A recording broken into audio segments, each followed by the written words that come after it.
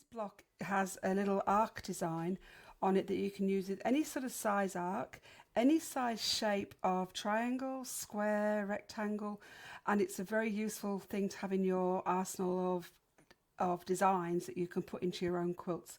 So we're going to do this one next. What this block needs is the 1/4 inch line marking all the way around the edge. So this is so that our points don't end up disappearing out beyond that point. Can you see here I've used a white chalk on the blue fabrics and then that same marker on here because they don't show up on the different ones, and that's what I was saying before. It doesn't always work that it will always show up on all fabrics. What I've done here is I've sewn in from the corner so that you can just don't have to thread that end in now because it's going to be off the work. So in the point there, you're going to line up your little 1/2 moon 4-inch arc with the line straight, and you're going to use your spacer gauge so it sits directly on the mark that you've got here for the cross point, and then remove it and stitch around to that point. Put that in the next point. We're going to go up. It really helps to draw out this design on paper before you stitch it because you get the rhythm of where you're going.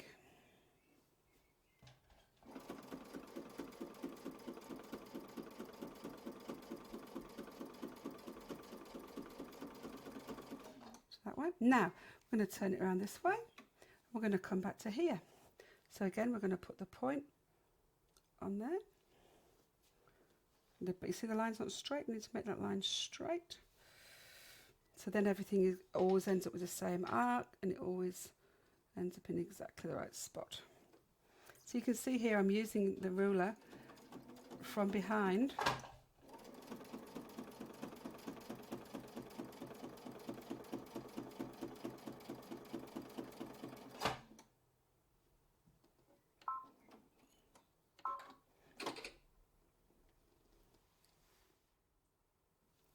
This was the last arc that we just did.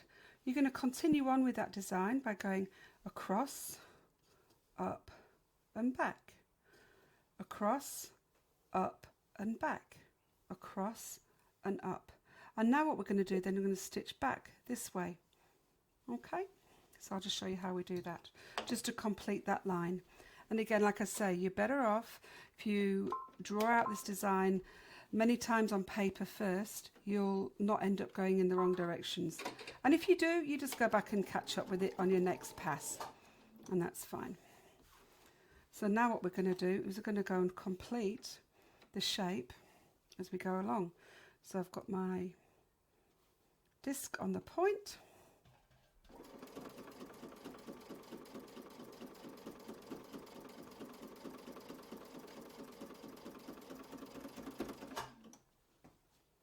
and again on that point,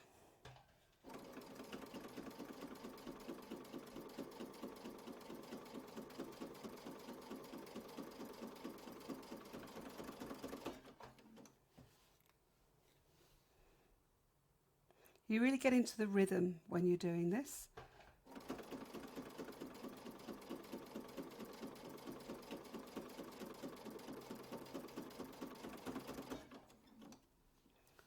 And again, this last one into here. Then I'll show you how we go and start the next line, and then I'll continue on and show you the end result.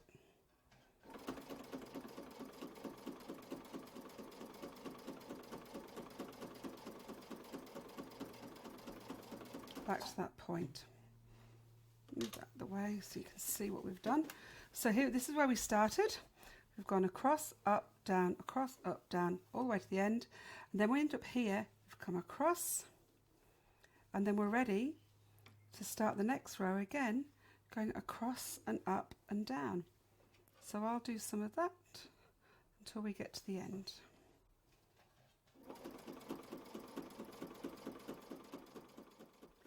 Okay, so I've got all the way to the top left hand corner, and now we just need to complete the line coming back down in exactly the same way. Putting the the stitch and line disc on the point. And coming down. Stitching line disc on the point.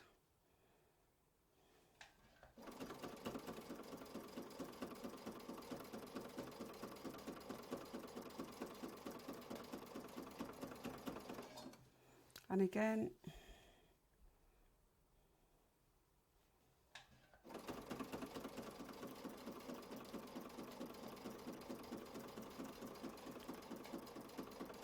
Last one, and then that's block 2 done.